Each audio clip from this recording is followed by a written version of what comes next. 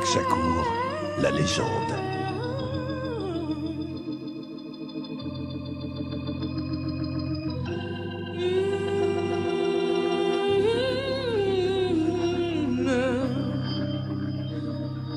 Paroles sages.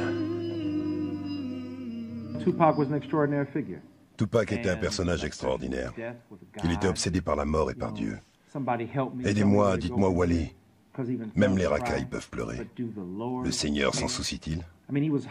Il hurlait, criait sa peine, priait pour une intervention.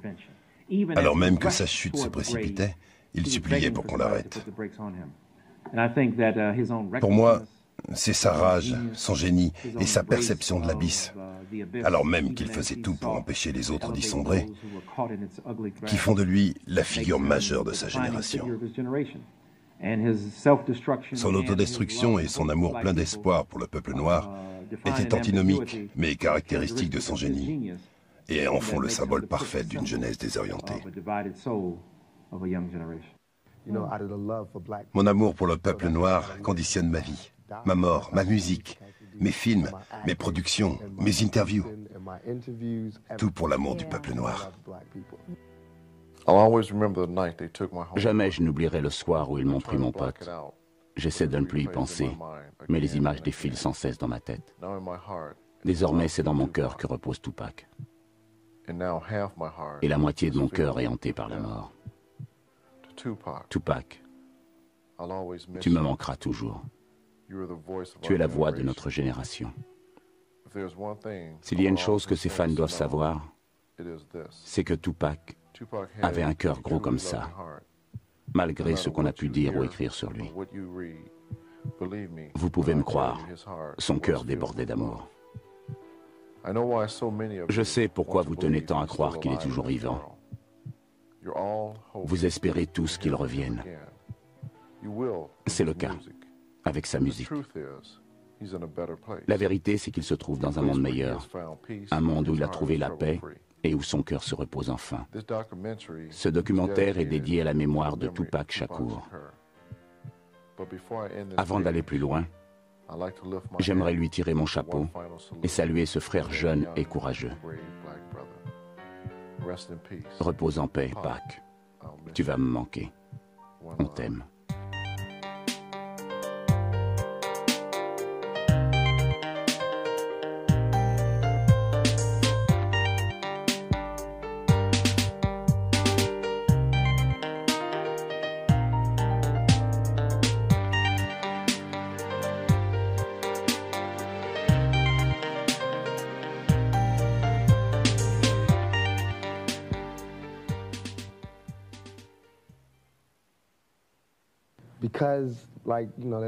Ce pays est profondément raciste.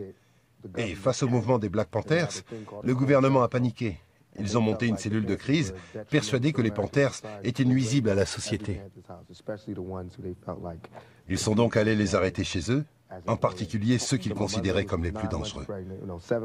Quand ma mère était enceinte de 9 mois, non, 7, ils ont fait croire à un incendie. Il était 5 heures du matin, ma mère a ouvert et ils sont entrés en pointant une arme sur son ventre et sur sa tête. Ils lui ont dit de ne pas bouger et ils l'ont arrêté.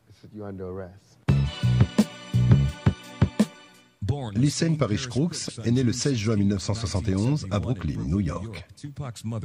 Sa mère a pris le nom d'Afeni Shakur et Lyssen est devenu Tupac Amaru Shakur. Après New York, ils ont vécu à Baltimore avant d'aller en Californie. Tupac est alors entré dans une phase difficile. Adolescent, ballotté de ville en ville, il met à profit ses talents de rappeur pour survivre. Il est engagé comme danseur par le groupe Digital Underground et finit par chanter sur leur single « Same Song ».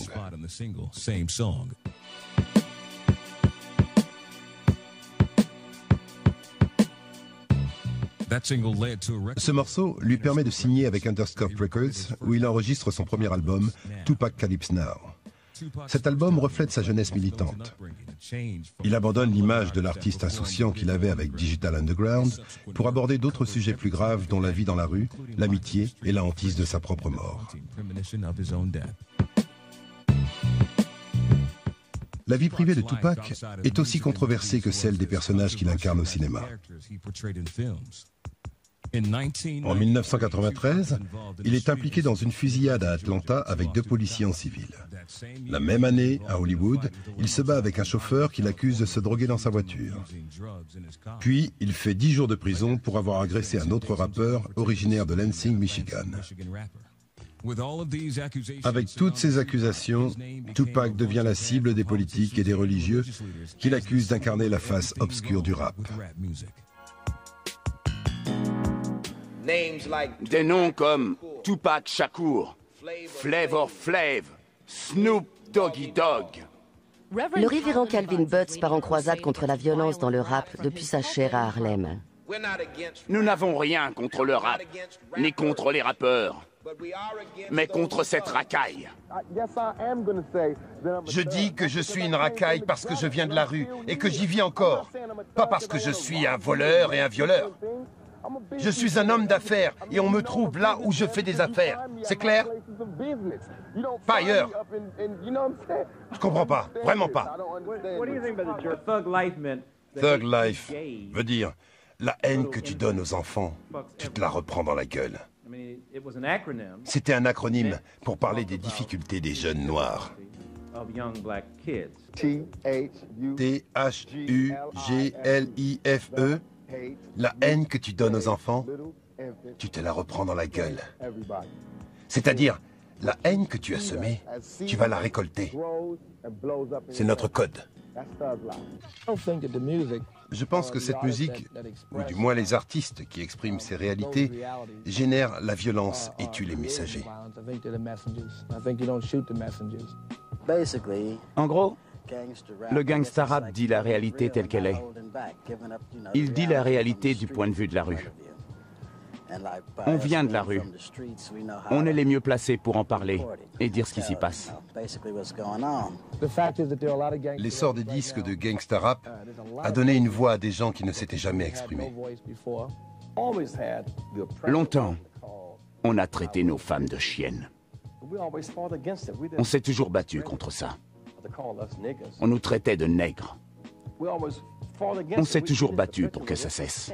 Mais là, c'est votre peuple qui parle. Maintenant, on a des rappeurs qui sont payés pour dire ce contre quoi on s'est toujours battu. La culture hip-hop est profondément nourrie de gynophobie, la phobie de la femme, le mépris de la femme. D'où les mots chienne, pute, salope et pétasse à gogo dans les chansons. Ils expriment avec une virulence extraordinaire cette haine de la femme dans un dualisme intéressant. J'aime ma mère, mais je hais ses filles. Quand la mère est envisagée d'un point de vue sexuel, elle est bannie. Mais dès lors qu'elle remplit uniquement sa fonction de mère, elle est adorée et portée au pinacle. Ce rapport amour-haine de la mère, ce dénigrement agressif et ce culte de la mère est le symbole caractéristique de la culture hip-hop. Cette dualité est particulièrement évidente dans la musique de Tupac Shakur.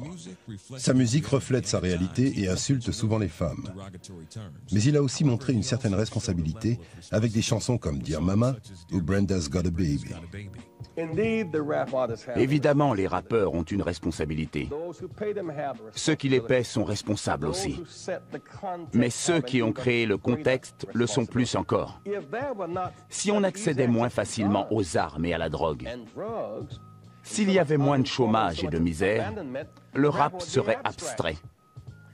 Malheureusement, il parle de la réalité. Et quelque part, j'ai l'impression que les médias se sont plus focalisés sur le rap que sur la réalité. Si vous voulez parler de la violence, parlez aussi de la réalité et pas uniquement du rap. Le rap est une extension de la culture. Luttons contre la violence dans la culture. J'espère que vous mettrez ça dans votre film, car c'est la vérité. Ne transformez pas tout au montage en me mettant d'un côté et les rappeurs de l'autre. Ce sont nos enfants et ils souffrent.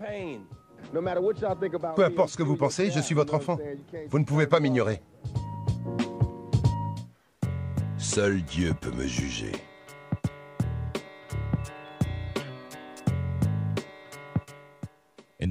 En 1994, il est accusé d'avoir violé une femme rencontrée dans un club à New York. Mais Tupac clame son innocence tout au long du procès.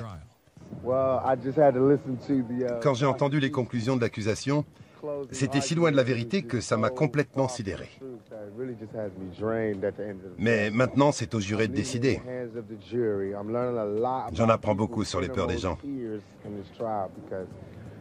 Ce procès va bien au-delà de mon cas personnel. C'est devenu le procès du rap et des racailles tatoués. On ne parle plus de moi, mais des cauchemars des gens. Ils ont parlé de la Thug Life. Pour eux, avec Thug Life tatoué sur le torse, je ne peux être que coupable. C'est quoi ce raisonnement? On a des vies différentes, on vient de lieux différents. Je suis différent, mais pas violeur pour autant. Comment peuvent-ils dire ça? Ils ne peuvent pas prouver que je l'ai sodomisé, même si c'est ce que disent tous les journaux. Au tribunal, ils ne reprennent que ces affirmations à elle. C'est parfait pour m'envoyer en prison. Tout est faux. Je veux que les gens sachent la vérité pour que justice soit faite. Ma vie est brisée car personne ne sait ce qui s'est vraiment passé. J'ai interviewé pas mal de femmes qui connaissaient Tupac, qui l'aimaient, et d'autres qui ne le connaissaient pas. Pas une n'a voulu croire qu'il était coupable de ce viol. Et le fait qu'il n'y ait aucune trace de sperme? Pas de sperme, pas de traces de violence au niveau de l'anus, rien. Ni d'empreinte sur l'arme? Pas d'empreinte, vous voyez? Celui qui a été sodomisé dans cette histoire, c'est moi. C'est moi qui devrais porter plainte contre cette fille. Elle m'a sodomisé dans ce club. Je fais quoi dans ce tribunal? Rendez-moi ma vie. Mais je tiendrai bon, car je veux montrer que je crois en la justice américaine. Le fait que je fasse confiance au système et au jury devrait les pousser à faire de même. Je suis déjà condamné, j'ai plus de vie, j'ai perdu mon job, j'ai tout perdu. J'ai plus de voiture, je peux rien louer. Mais je m'accroche. Je suis là, je souris, je signe des autographes. Mais bientôt je vais craquer. Ce viol dont on l'accuse, j'étais là pendant cette histoire. Tous ces gens qui étaient là. Ah, tu n'as que ce que tu mérites. Ça lui a fait mal. Ça lui a déchiré le cœur. Je suis innocent, regardez mes yeux. Lisez dans mes yeux. Si vous croyez que je l'ai violé, écoutez Brenda's Got a Baby et Keep Your Head Up. Vous verrez bien. Je n'ai aucune patience avec ceux qui doutent de moi. C'est trop dur. Si mes frères me soutiennent pas, qui le fera? Les Blancs me voient comme ça parce qu'ils me connaissent pas. Ils n'ont pas entendu Keep Your Head Up. Je ne l'ai pas écrite pour me donner une image. Je ne l'ai pas écrite pour que les gens me trouvent sympa et se disent que je suis cool. Je l'ai écrite avec mon cœur.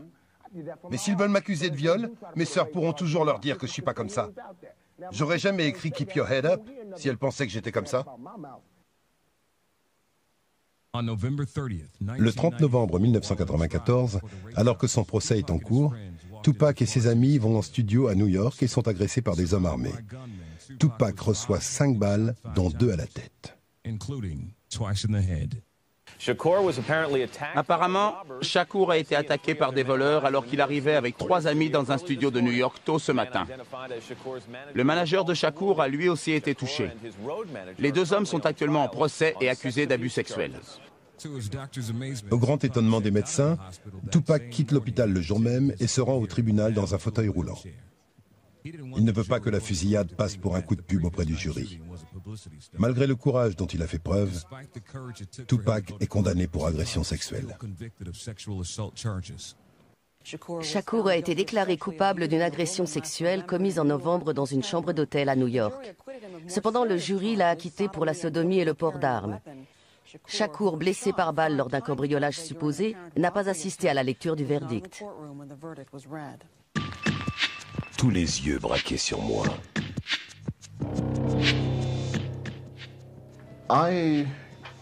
Comment je suis devenu le garde du corps de Tupac? Je travaillais pour Death Row Records, dans le studio. Je m'occupais de la sécurité du studio.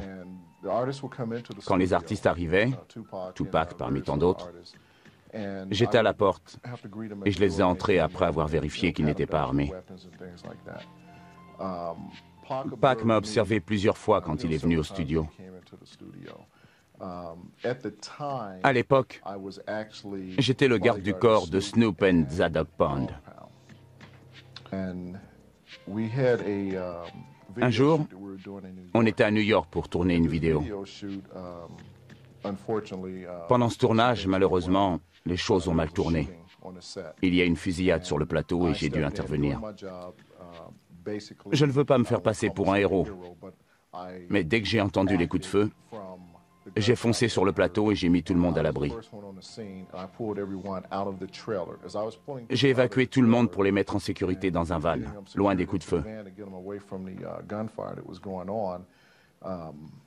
Pour finir, tout le monde s'en est bien sorti. Tout s'est bien fini ce jour-là à New York. Le soir de cette fusillade, c'était en décembre 1995, on est rentré à l'hôtel et on a passé pas mal de coups de fil. On a quitté New York le lendemain. Tous les artistes ont été évacués. Et dès le lendemain, on était revenu à Los Angeles. Reggie m'a appelé pour me dire que Shug voulait me voir. J'allais donc retourner au studio le lundi suivant. Lundi, j'arrive au studio et Shug me demande ce qui s'est passé à New York. Il me convoque dans son bureau. J'y vais et je lui raconte en détail ce qui s'est passé le jour de la fusillade. Puis il me dit « Tout le monde te voit comme un héros. » J'étais là. « Vraiment ?» Il acquiesce. Bon boulot. Reggie a engagé plusieurs gardes du corps pour Tupac. J'en faisais partie, ainsi que Kevin Hackey, Kenneth Archer, Cooper Hagen et Leslie Galvin. Tupac avait 5 gardes du corps rien que pour lui. On alternait 2 jours de travail, 2 jours de repos, avec toujours 2 personnes en service pendant que les autres se reposaient. Je travaillais à la sécurité du club 662. J'ai reçu un coup de fil de Reggie dans la journée qui m'a dit « Shug veut te parler. Je pense qu'on a une proposition pour toi. » Je lui demande ce que c'est. Il me dit de venir. J'insiste et il me dit que ça concerne Tupac. Le soir même, ils sont passés au club 662. Pac était là avec Shug. Je l'ai salué, j'ai ouvert la porte et il est sorti. Puis il me demande si je suis au courant. Je dis non et il répond « Tu vas être mon garde du corps. Je t'ai choisi pour me protéger. » J'ai trouvé ça très cool. Je ne m'en doutais pas avant qu'il me l'annonce. Avec ce que Reggie m'avait dit, j'avais compris que j'allais travailler avec Tupac, mais je ne savais pas que je deviendrais son garde du corps. Comme il me l'a expliqué, j'allais être son garde du corps numéro 1. Juste après ça, on a fait un combat de boxe à Vegas. Le soir, ils ont fait leur show et on est rentré à LA à la fin du week-end. Et dès le lendemain, dès le lundi matin, j'ai commencé avec Tupac. À partir de là, on ne s'est plus quitté. Je l'accompagnais partout. On s'entendait vraiment bien.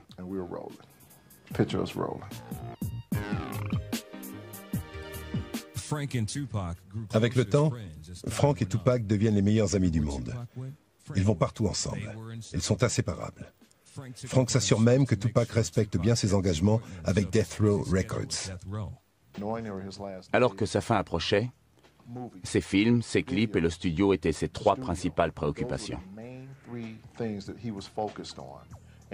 Il bossait dur. On allait partout. On roulait à 120 km/h. Je roulais derrière lui. Je l'accompagnais à tous ses rendez-vous. Mais quoi qu'il arrive, la journée se finissait toujours au studio où il écrivait ses textes et composait sa musique. Il écrivait et composait. C'était un vrai miracle. Parfois, on s'arrêtait devant une boutique. Il demandait au chauffeur ou à moi de s'arrêter. Il fonçait acheter un bloc, des stylos et se mettait à écrire. Une fois, pendant le trajet entre le tribunal de Los Angeles et sa maison sur Wilshire Boulevard, il a écrit 2 ou 3 pages de paroles. Le soir même, on est allé au studio et il les a mises en musique.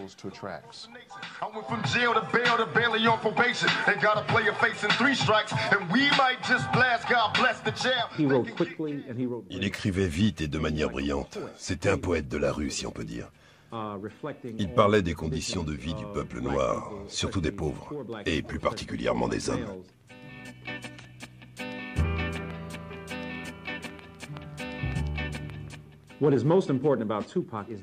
Le plus important, c'est qu'il avait du cœur. C'était le Allen Iverson du hip-hop. Il avait un cœur énorme et vulnérable. Son cœur était mis à nu et il s'exprimait au travers de ses textes. Je ne serais pas là à respirer tranquillement si j'étais aussi mauvais qu'on le dit. On ne m'approcherait pas. Mais je suis calme et en paix avec moi-même, car je sais que si vous preniez le temps de me connaître, vous seriez surpris. Il a fait quelque chose de grand pour ma nièce. Elle est paraplégique. Avec l'aide de ma sœur, elle avait contacté l'association Faites un vœu, qui a voulu organiser pour ma nièce et un autre enfant une rencontre avec Janet Jackson. À l'origine, ça devait avoir lieu à Los Angeles. Mais elle a voulu que la rencontre se fasse à New York. L'enfant vivait à New York alors que ma famille est à Chicago. Alors ma sœur m'a appelé pour me dire que ça n'allait pas. Janet Jackson ne va plus à Los Angeles, mais à New York, car elle a un autre engagement, à New York, j'imagine. Elle a décidé de faire la rencontre là-bas. Et l'enfant, qui habitait New York, allait avoir la possibilité de la voir malgré tout. En plus, le problème avec les artistes et les célébrités qui acceptent de rencontrer des enfants par le biais de l'association, c'est que la durée des rencontres varie selon leur emploi du temps. Pour ce qui est de Janet, ma sœur m'a expliqué que l'entrevue serait courte, car elle était très occupée.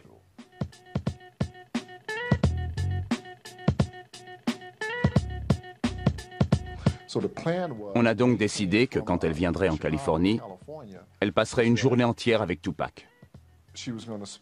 Soit chez lui, soit en studio, soit sur un plateau de cinéma. C'était 3 fois mieux que ce qu'elle aurait eu avec Janet Jackson. C'était plus personnalisé. J'étais le garde du corps de Tupac. C'était pour ma famille.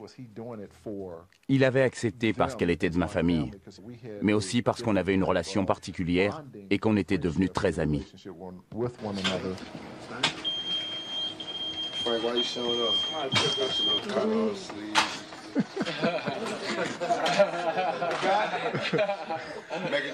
À sa place, je me sentirais mal. Tu fais ce que tu veux. Respect. J'espère que t'es chinois vu le tatouage que tu te payes. T'es chinois ou pas? Ah, tu peux nous le dire. Ça veut dire 2 pâtés impériaux. Hey, filme-moi ça. Pour ceux qui lisent le chinois, si vous nous regardez, ça veut pas dire 2 pâtés impériaux à emporter avec sauce piquante? J'ai pas raison?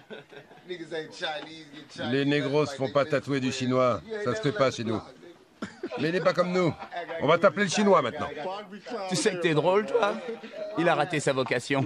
Il aurait dû être comique. Hé, regarde le négro là-bas aussi. Il veut être chinois. Chez nous, on le surnomme Frankie. Frankie? C'est ça que t'as dit? Frankie? Dis à Frankie de m'appeler. Frankie, appelle-moi quand elle te le dira. Quoi?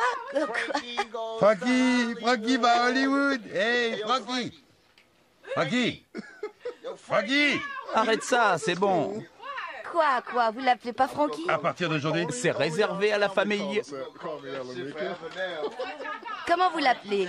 Frankie désormais. Frankie, t'es fichu. On va t'appeler comme ça maintenant. Comme le DJ Frankie Knuckles. Frankie Knuckles. Non, mais franchement, comment vous l'appelez normalement? Franck? Mais avec un i, c'est pas mal aussi pour le soir.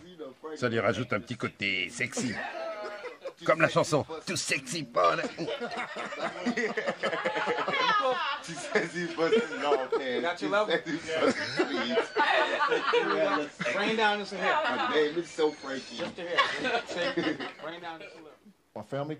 Ma famille est venue le 10 juin 1996.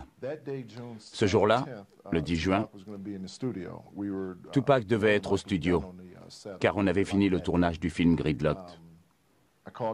J'ai appelé ma famille et je leur ai expliqué où nous rejoindre. Ils sont arrivés et quand il les a vus, Tupac les a accueillis à bras ouverts. Il les a fait entrer dans le studio, il a repris sa session de travail et il a fait quelque chose pour ma famille, pour ma nièce, que personne n'aurait osé espérer à cette époque. Car il avait ses films, ses vidéos, plus le travail en studio. Il avait un emploi du temps plus que chargé.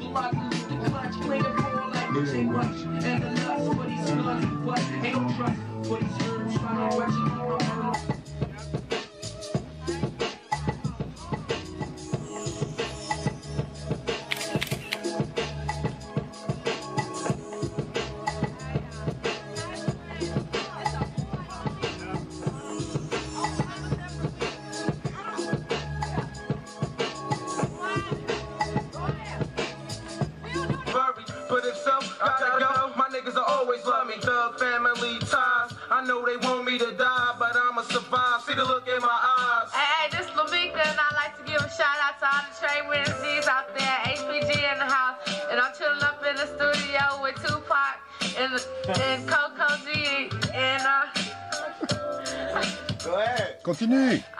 Non, j'arrête là. Je suis trop contente, franchement. J'ai vraiment passé une super journée. On recommencera? Hey, c'est promis. Oui. Pas de promesse, c'est trop dangereux. Je pourrais mourir ou aller en prison d'ici là. Non, faut pas dire ça.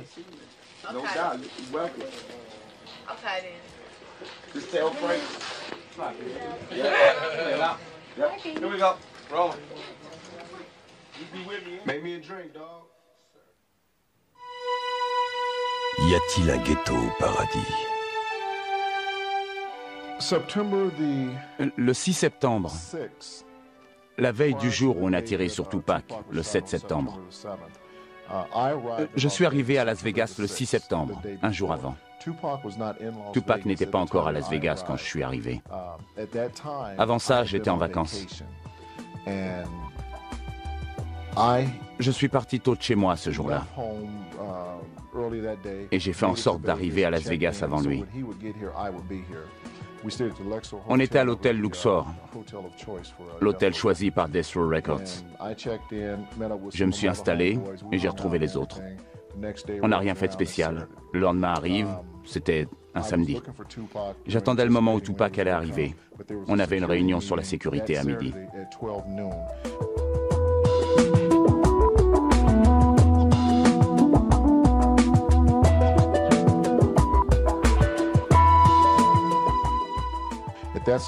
Cette réunion était organisée en collaboration avec un cabinet d'avocats de Las Vegas. George quelque chose, je ne sais plus trop quoi pour la sécurité. Les agents de la ville allaient être sur le qui-vive pour le combat entre Mike Tyson et Seldon. D'où la réunion de ce jour-là. Ce jour-là, on nous a demandé de ne pas venir armés au club après le combat. On ne devait pas les avoir sur nous. Il fallait les laisser à l'hôtel ou dans nos véhicules. On en a discuté et on a décidé de laisser nos armes dans les voitures. Voitures qui seraient au parking, puisqu'il nous faudrait conduire. S'il arrivait quelque chose, une seule personne serait armée. Mais nous pourrions aller chercher les nôtres au parking et on ne quitterait pas l'hôtel sans armes.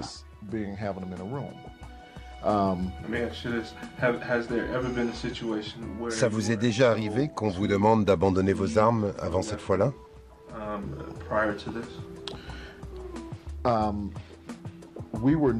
Jamais avant le 7 septembre. On nous avait demandé de laisser nos armes quelque part. Sauf quand on quittait la Californie en avion pour un tournage ou une tournée. On savait qu'on ne pouvait pas être armé en avion. Et on ne les prenait jamais avec nous. Mais avant ce jour-là, jamais on n'avait eu de réunion spécifiant qu'on devait abandonner nos armes. C'est tout. C'est le premier événement bizarre et pas le dernier à arriver pendant ce week-end. Après le déjeuner, j'étais en voiture avec Reggie Wright. Il m'a demandé de venir avec lui. J'ai accepté. Là, il m'explique que ma radio, une radio Nextel qui faisait aussi téléphone, il me dit que mon coéquipier, Kevin Hackey, qui était avec Tupac pendant mes vacances, a gardé la radio et qu'il est encore à LA. Reggie lui en voulait beaucoup de ne pas avoir rendu la radio. Il n'était pas là au moment où j'aurais dû la récupérer pour pouvoir l'emporter à Las Vegas.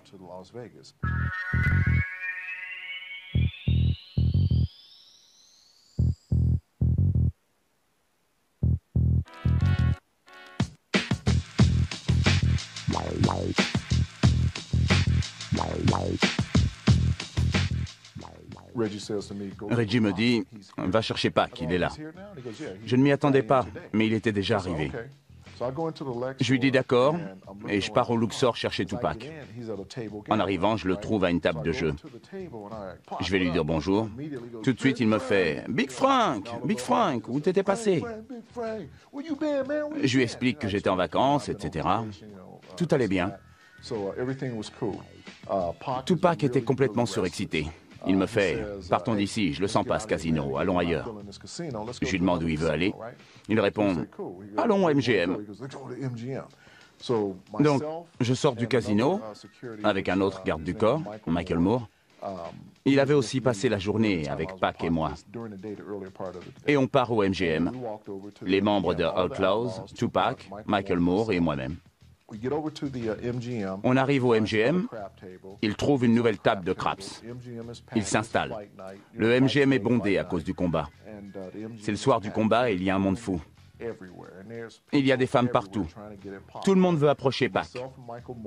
Avec Michael Moore et les gars de Outlaws, qui étaient là aussi, on essaie de le protéger.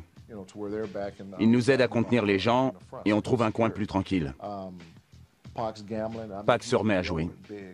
Il joue gros et gagne gros. Il joue, il gagne. Il se sent bien et il me dit « Frank, va appeler Reggie et vois où en est Shug. » Je lui dis de ne pas bouger pendant que je vais téléphoner et je lui montre les cabines. Il se remet à jouer et j'y vais après avoir prévenu Michael Moore. Je vais aux cabines et j'appelle Reggie. Il me dit « Rappelle-moi un peu plus tard. Je te dirai à quelle heure Shug compte venir retrouver Pac. » Très bien. Je retourne à la table, mais Pac a disparu. Il n'est plus là. Je me demande où il a pu passer. Pac ne m'avait jamais quitté comme ça avant. Jamais. Je cherche autour de moi. Impossible de le trouver. J'arpente le casino de long en large. Je fais toutes les tables, mais il est nulle part. À ce moment-là, je ne me doutais pas qu'il était parti. Plus tard, j'ai su que Michael Moore l'avait ramené au Luxor. Mais en attendant, j'étais au MGM, au courant de rien. Et je faisais un inventaire de toutes les sorties, sans savoir que ça me servirait un peu plus tard. Il se baladait tout seul, sans protection. Frank a appelé la chambre de Michael Moore, où ce dernier était parti se changer. Tupac lui aurait dit d'aller dans sa chambre. Il n'aurait jamais dû l'écouter. Puis Pac me dit qu'il veut retourner au MGM. Il en a assez de tout ça. Je lui précise que je ne suis pas habillé.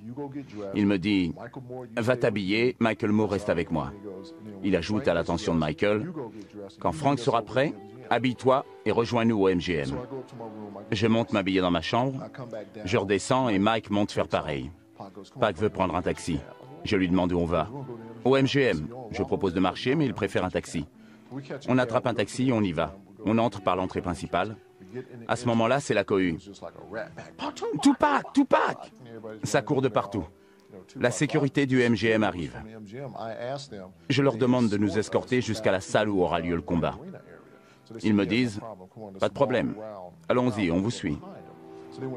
Ils nous accompagnent avec 2 ou 3 mecs et nous font passer derrière la queue qui s'est formée en attendant le début du combat. On arrive donc dans la salle du combat. À ce moment-là, il est 19h30. Pac est maintenant dans tous ses états. Il hurle, « Ça fait chier, mec! C'est du n'importe quoi! J'avais aucune envie de venir à Las Vegas. » Ça part en couille. Il est sur les nerfs. Il ne voulait pas être là? Il a dit qu'il n'avait aucune envie d'être là. Puis il me demande d'appeler Shug. Donc je contacte Reggie. Pac commence à paniquer, il pète les plombs. Il s'impatientait de plus en plus. Je demande à Reggie quoi faire. Il me dit qu'il va me rappeler. À ce moment-là, Tupac est à côté de moi aux cabines. Finalement, Reggie me rappelle pour me dire que Shug arrive. Il me demande avec qui je suis. Je lui dis, je suis avec Pac. Il me répond, d'accord. On attend. Les spectateurs entrent dans la salle et Pac s'énerve. Il fait les 100 pas. Il est hors de lui. Ça fait chier. Il faut toujours que Shug me fasse attendre. Je lui dis qu'il va bientôt arriver. Mais Pac en a marre. Il veut s'en aller. Je lui dis, très bien, comme tu veux. Au moment où on allait partir, Shug fait son entrée, accompagné d'un homme dont j'ai oublié le nom, et un gars de sa bande.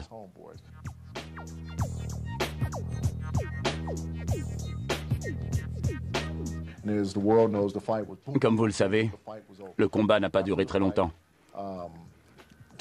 Après le combat, Tupac et Shug veulent aller dans le vestiaire de Mike. On se dirige donc vers les vestiaires pour attendre que Mike Tyson revienne. Pac est tout excité car Mike a mis Seldon KO. T'as vu ça? 50 coups, il lui a mis 50 coups, tu les as comptés? J'attends avec eux. Shug est là aussi. Il dit quelque chose à Pac et décide de partir. Tyson n'était même pas sorti du ring.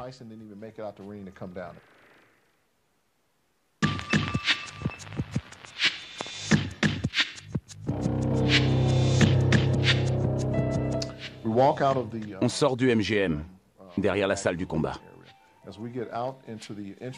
Une fois près de l'entrée, on cherche les potes de Shug, les gars de Death Row, et Pac attend les Outlaws. Après les combats, en général, tout le monde se retrouve là-bas. On attendait donc les autres. Ils finissent par arriver. Tout le monde se ramène, et un gars de Shug, un certain Trevon, murmure un truc à l'oreille droite de Pac, car je suis à sa gauche. Il lui glisse quelque chose et Tupac disparaît en courant. Il part en courant. Je cours derrière lui et dans un hall, on tombe sur un type que je ne connais pas. Tupac se jette sur lui et le frappe. Le type envoie Pac valser. Pac le frappe à nouveau. À ce moment-là, 3 ou 4 coups ont été échangés. Tupac portait un médaillon qu'il avait acheté récemment et il s'est brisé. Il se baisse pour le ramasser et à ce moment-là, je l'attrape et je le maintiens contre le mur pour l'empêcher de se battre. Entre-temps, les autres sont arrivés, comme le montre la cassette. Ils se jettent sur Anderson. Maintenant, on sait qui c'était. Et ils entrent dans l'embrouille. Je maintiens toujours Tupac contre le mur. Le combat étant fini, il fallait qu'on s'en aille. Souvenez-vous, je connaissais désormais le MGM par cœur. Et en sortant, je vois qu'ils prennent la mauvaise direction. Je fais « Non, Shug, c'est par là ». Il refuse, mais j'insiste. « Je connais, fais-moi confiance ». Finalement, tout le monde me suit et on trouve la sortie. On sort du casino direction le Luxor. De retour au Luxor, Shug et Pac veulent monter se changer. Rendez-vous en bas au parking. Pas de problème. Tupac se change. Il avait une chemise en soie et un jean. Et il décide de mettre un survêtement vert, un maillot et un pantalon vert. Et le médaillon? Le médaillon était cassé. Il l'avait dans la poche. Je lui répare pendant qu'on est dans la chambre. Je recolle les morceaux et il me demande « Ça y est ?» Je lui dis « Oui ». Il se le met autour du cou. J'ignorais ce qu'il représentait. Je ne l'avais jamais vu. Plus tard, j'ai appris que le médaillon portait son slogan « Euthanasia », la compagnie de disques dans laquelle il avait démarré. Le médaillon représentait un ange noir de la mort.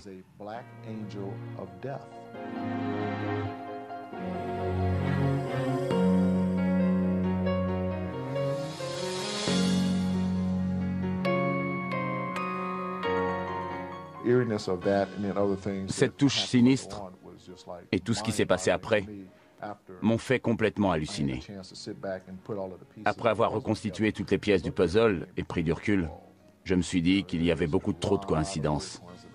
Je l'ai compris après la fusillade.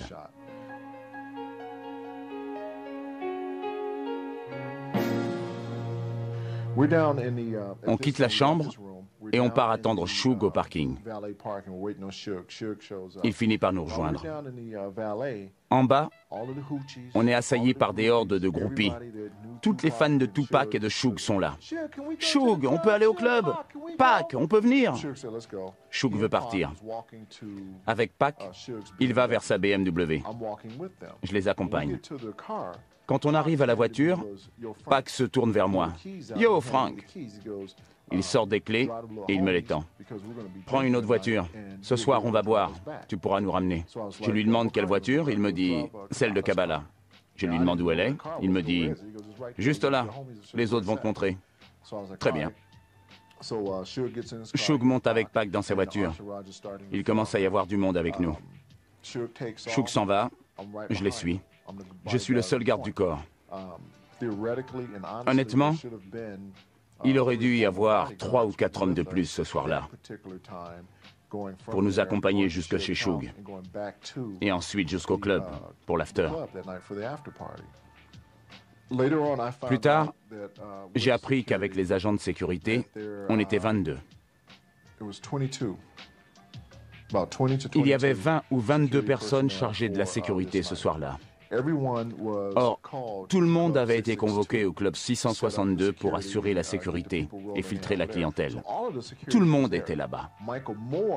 Michael Moore, qui était avec moi en début de soirée et qui aurait dû nous rejoindre au MGM, m'a expliqué qu'Al Giddens, le superviseur des agents de sécurité, Al Giddens aurait dit à Michael Moore de tout plaquer et d'aller au club avec les autres.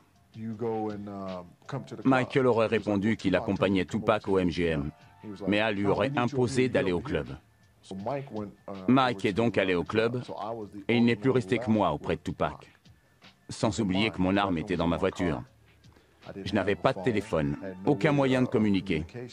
Reggie aussi était au club. Or, Reggie est le garde du corps de Shug. Il est censé ne jamais le quitter. Pourquoi n'était-il pas avec Shug? Seul Reggie connaît la réponse. On était dans la voiture et tout le monde me fait la remarque. « Frank, on n'a plus d'essence. » Je fais « Vous voulez que je m'arrête en prendre? Si on s'arrête, on les perd. Je préfère risquer la panne plutôt que de m'arrêter. » On devait juste passer chez Shug avant d'aller au club. Mais le voyant de la jauge d'essence était allumé depuis une éternité. Vous êtes resté longtemps chez Shug? On a dû rester chez Shug une bonne trentaine de minutes. Shug est allé se changer. On était tous sur les nerfs. Quand il a eu fini, il a sauté dans sa voiture. On a passé les barrages de sécurité qui contrôlent les entrées et les sorties de sa maison. Il devait y avoir 20 ou 30 voitures qui attendaient qu'on sorte pour nous suivre. On quitte la maison de Shug à une allure d'enfer. On doit rouler à 120, 130 km/h vers le strip de Las Vegas. Pour finir, on arrive sur le strip. Et c'est un vrai miracle qu'on ne soit pas tombé en panne d'essence. On est sur le strip et on continue le boulevard. Le combat de boxe est fini et le strip est bourré à craquer.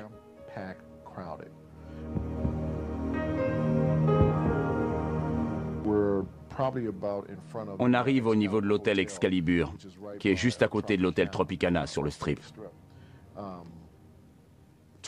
La voiture de Tupac et Suge est devant moi. Leur musique est à fond car on entend tout.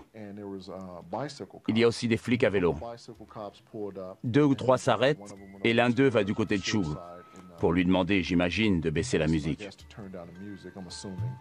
Soudain, Suge ouvre sa portière et sort de la voiture. Il va à l'arrière avec le flic et ouvre le coffre. La voiture était neuve, sans plaque. Pendant qu'ils inspectent le coffre, je me dis, pourvu qu'ils ne les arrêtent pas. Il les a laissés partir. On reprend donc notre route sur le Strip. On roule vers le sud. Pac et Suge sont tranquilles. Ils discutent. Avec les autres, on les suit. Et on écoute leur musique. On arrive sur Flamingo. Il faut tourner à droite. On tourne. Et au feu suivant, on arrive sur Koval. Personne ne se doute de ce qui va arriver. On s'arrête au feu. Je suis dans la deuxième voiture. Non, en fait, c'est la troisième. Un des gars de Suge est placé en première position. Ce qui n'était jamais arrivé avant. Personne ne roule devant Suge. Un autre homme de Suge, Trevon, est placé à gauche de la voiture, le côté où Suge est installé. On a donc Trevon à gauche, K-Dove devant, et moi qui ferme la marche. On attend tous au feu. On est en septembre, il fait chaud. On ne fait rien de spécial, on attend que ça passe au vert. Quand soudain, je remarque une Cadillac blanche. La Cadillac s'arrête. J'étais à 1000 lieues d'imaginer ce qui allait se passer. Car parmi la foule qui se dirigeait vers le club 662, les fans, et surtout les femmes, hurlaient « Yo, Pac, Suge, on peut venir avec vous ?» Il y avait des groupies partout. Il n'y avait donc rien de bizarre à ce que cette voiture s'arrête. Je ne soupçonnais rien. Dès que la voiture s'arrête, je tourne la tête pour la regarder. Malcolm est assis derrière Yak Foula. Yak Foula est assis devant, à côté de moi. Et Castro est assis derrière moi. Avant que la voiture s'arrête, on regardait tous à droite. Quand la Cadillac s'est arrêtée, on l'a tous remarqué. Tout d'un coup, je vois un bras sortir. Le bras apparaît et ça se met à tirer. Nom de Dieu, on n'entendait plus que... La Dodge représente la voiture de Suge. Et celle qui est derrière représente la voiture dans laquelle j'étais. La Cadillac a roulé le long de la Dodge. La Dodge représentant la BMW. C'est à ce moment-là que le bras est sorti et qu'on a tiré. La Toyota blanche représente ma voiture. Les autres voitures représentent les gens qui nous accompagnaient. De ce côté-là, il n'y avait personne. La Cadillac a avancé, ça a tiré, et ils ont pris à droite sur Koval. Il n'y avait personne ici. Ces voies étaient vides. Il y avait de la fumée partout. J'en revenais pas. Je suis sorti en courant pour aller à l'arrière de la BMW. En arrivant au niveau de la BMW, en atteignant le coffre, je me dis qu'ils sont morts, qu'ils n'ont pas pu survivre. Mais la voiture démarre et fait demi-tour. Je retourne vite à ma voiture et fais aussi demi-tour. On se retrouve à rouler sur le Strip. J'imagine que Suge doit vouloir aller à l'hôpital et amener Tupac au commissariat ou aux urgences qui doivent être sur le Strip. Là, on se trouve au croisement du Las Vegas Boulevard et de Harmon. Après la fusillade qui a eu lieu au croisement de Flamingo et Koval, Suge a fait demi-tour pour reprendre le Las Vegas Boulevard. Quand il a pris le boulevard, il roulait vers le sud. Il a ensuite pris Harmon et tourné à gauche. Puis la voiture a fini sa course ici, juste devant ce feu. On était loin de la route quand c'est arrivé. On n'était pas sûr pour les coups de feu, mais on a entendu des cris et des crissements de pneus. On se baladait et on prenait des photos à ce moment-là. On a couru et croisé des policiers. Quand on est arrivé, ils étaient déjà en train d'emmener Tupac en hélicoptère, car on lui avait tiré dessus.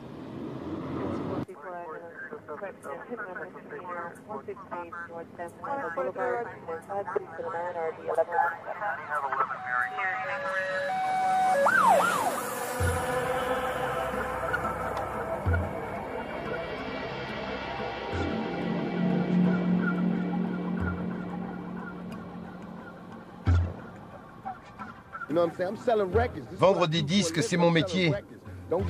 Ne vous méprenez pas, c'est pas censé être ma vraie vie. Je traîne pas avec ces truands. Je pensais pas que c'était une question de vie ou de mort.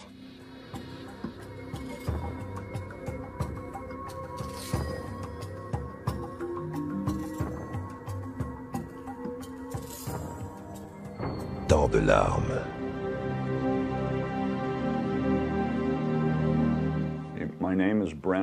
Je m'appelle Brent Baker. Je suis inspecteur chargé des homicides à Las Vegas. Et je me suis retrouvé sur l'affaire Tupac Shakur, car avec un autre collègue, j'étais de service ce soir-là. Vous enquêtez sur des homicides. Pourquoi être intervenu alors qu'il n'en était pas encore question?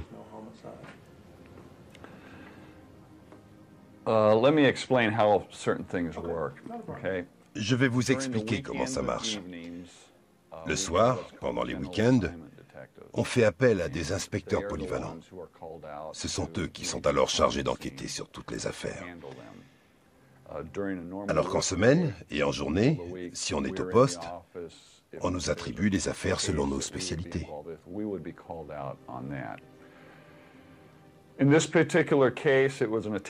Ce cas précis a été classé dans les tentatives de meurtre, car quand les inspecteurs qui étaient de service cette nuit-là ont appris que Tupac faisait partie des victimes,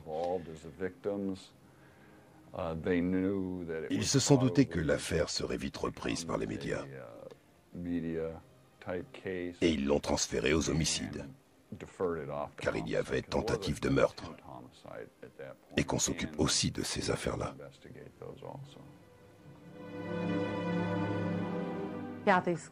Cathy Scott, je suis journaliste et écrivain. Aujourd'hui indépendante. J'ai passé 5 ans au Las Vegas Sun. Et j'écrivais un papier sur la police et j'ai donc suivi l'affaire Tupac. Il n'y avait aucun journaliste sur place à cause du combat. La plupart l'ont appris grâce au scanner, mais sans pouvoir venir. Personne n'est venu sur les lieux du crime jusqu'au lendemain. Tout le monde est venu à l'hôpital, mais on n'a vu ni reporter, ni photographe sur les lieux du crime. Vous n'y étiez pas? J'y suis allé le lendemain vers 5h30, 6h du matin.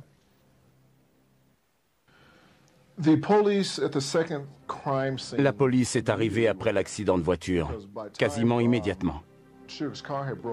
Le temps que la voiture de Shug finisse sa course, ils savaient pour la fusillade. Et on les avait aussi prévenus que les voitures avaient fait demi-tour pour reprendre le strip. La police est donc très vite arrivée, presque en même temps que moi. C'est-à-dire à peu près 1 minute après lui. Tout le monde était là. L'ambulance et les secours sont arrivés très vite aussi, car quelqu'un les avait appelés.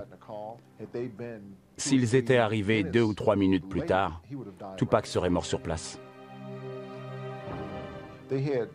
Ils ont sorti Shug du véhicule et l'ont immobilisé au sol. Je me suis approché et du sang giclait de sa tête. Et j'ai hurlé « Laissez-le, il est avec nous, il fait partie du groupe ». Les flics me demandent qui je suis. Le garde du corps, lui, il fait partie des victimes. Donc il le relève. À ce moment-là, Tupac est toujours sur le siège passager et sa portière est fermée. Les secours et la police essaient de la décoincer, mais ils n'y arrivent pas. Shug dit « Laissez-moi faire, c'est ma voiture ». La porte était coincée. Shug s'approche, ouvre et on sort Pac de la voiture. Après l'avoir sorti, on l'allonge par terre le long de la voiture. Je m'agenouille et j'essaie de lui parler. « Pac, mon vieux, Pac !» Il suffoque et je l'entends dire « Je peux plus respirer !»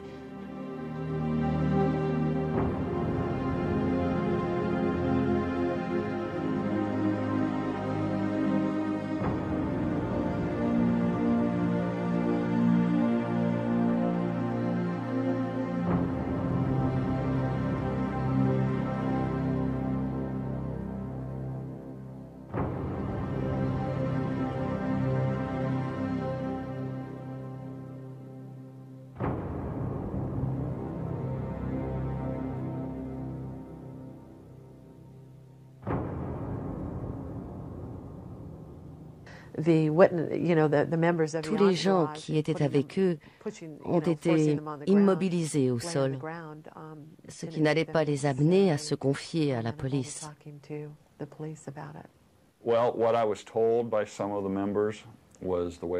Certains se sont plaints de la manière dont la police les a traités. Je peux comprendre leur réaction, mais il faut aussi comprendre la nôtre. À ce moment-là, les policiers ne savaient pas ce qui se passait, qui étaient les bons et qui étaient les méchants. Ils ont agi comme ils le devaient, étant donné les circonstances. Tout le monde était suspect. Je me doute bien que ça n'a pas été facile pour personne. Quand je suis arrivé sur les lieux, c'est-à-dire beaucoup plus tard, j'ai essayé d'obtenir des informations. Mais les gens n'étaient pas très réceptifs. Ils parlaient sans vraiment me donner de renseignements valables.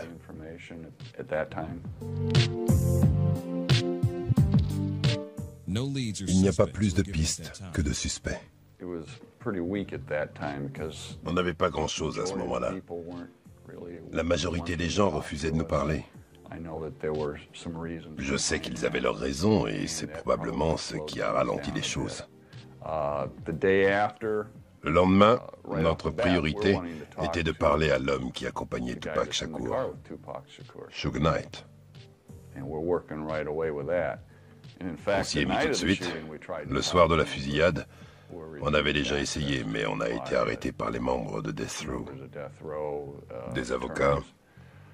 Il a fallu attendre 3 jours pour pouvoir parler à Suge Knight.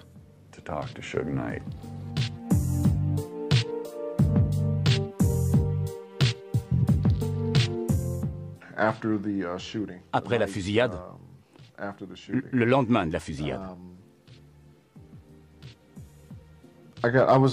j'étais dans ma chambre d'hôtel quand je reçois un coup de fil de Reggie qui me demande de venir chez Suge.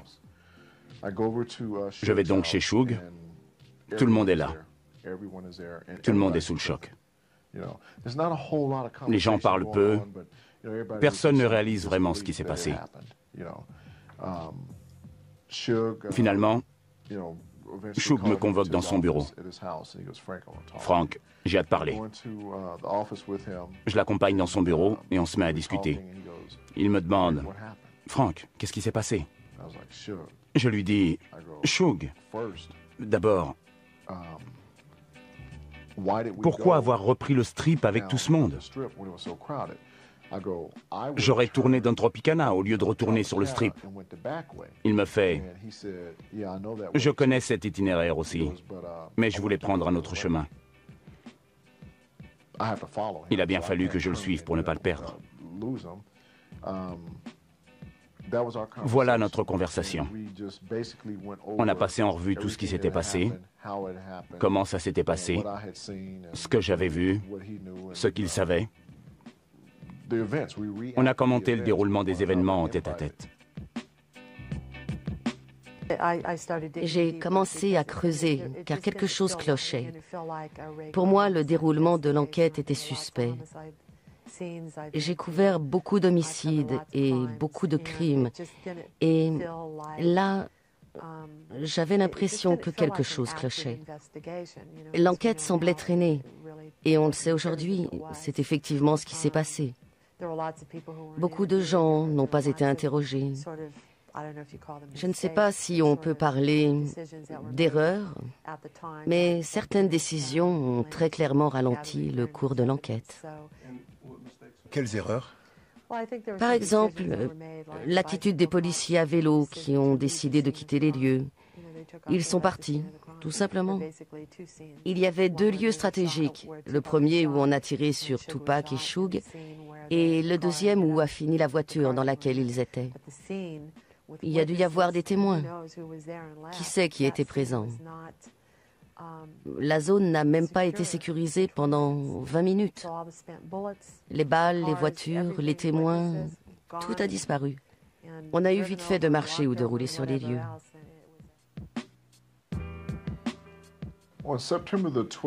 Le 12 septembre, je suis rentré chez moi le 11 septembre. J'ai dit à Reggie que je devais rentrer prendre des vêtements, car on allait passer le reste de la semaine à Las Vegas. Reggie me fait « On va te trouver un vol, tu reviendras demain. » Je lui réponds « Pas de problème, je vais juste récupérer quelques affaires. » Il était d'accord. Je suis donc rentré chez moi prendre ce qu'il me fallait. Le lendemain arrive, c'est le 12 septembre. Je m'installe à l'hôtel et je préviens Reggie que je suis revenu. Il me demande de rester dans le coin car Suge veut me voir le soir même. Je lui dis OK. Je ne fais donc rien de spécial dans la journée et le soir venu, je reçois un coup de fil. Reggie me demande d'être chez Suge à 21h. Je vais donc chez Suge à 21h. On est le 12 septembre. Il n'y a personne d'autre, à part Reggie et Suge. Reggie m'accueille à l'entrée et me dit « Suge est vraiment contrarié. Il est très en colère. S'il s'en prend à toi, ne t'en fais pas. Il ne le pense pas. » Je lui dis que je comprends. Je le suis. Il me dit qu'on va s'installer au bord de la piscine. Très bien, on s'installe près de la piscine. La fameuse piscine rouge. Elle n'était pas rouge. Mais récemment, il avait fait peindre au fond l'emblème de Death Row Records. Et il avait fait installer un éclairage rouge qui donnait l'impression que la piscine était rouge. Suge tourne le dos à la piscine. Je suis assis en face de lui et de la piscine. Reggie est assis à ma droite. Suge commence à me parler. « Frank, les inspecteurs vont te convoquer demain. Ils vont vouloir te parler. Souviens-toi bien de tout ce qui s'est passé. Et dis-leur tout ce que tu sais. » On continue un peu la conversation quand soudain il me dit « Je sais que tu aimais Pac. » Je lui dis oui. Il continue « Moi aussi. » Il rajoute « C'est mauvais cette histoire. Une fois de plus, j'acquiesce. » Cette conversation n'avait rien à voir avec celle qu'on a eue chez lui le lendemain de la fusillade. Je commence à me demander ce qui se passe. Je me sens mal à l'aise. J'ai une impression bizarre.